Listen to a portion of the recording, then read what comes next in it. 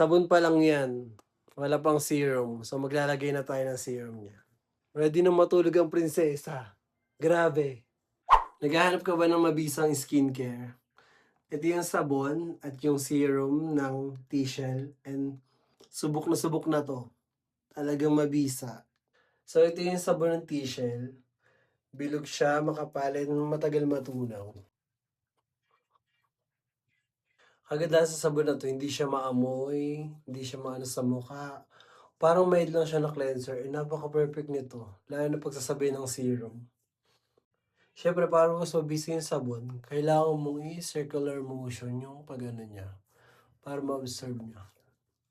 Hindi siya mabula, pero mararamdaman mo talagang natanggal yung mga dead skin, mga patay-patay na mga malupa-lupa sa mukha.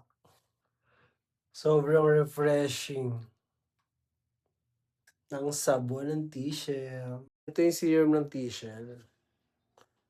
And simula na na-discover ko 'to talagang naku, mag-i-stock na ng marami, baka maubusan.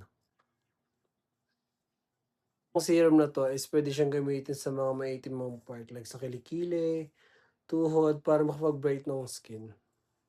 And alam niyo bang serum na 'to is meron siyang niacinamide, ascorbic acid, tsaka alpha-arbutin.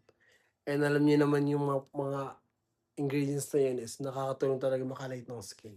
So kung wala ka pang ganito dapat magkaroon ka na. Dahil sinasabi ko sa'yo ito ng sagot sa ating mga mukha.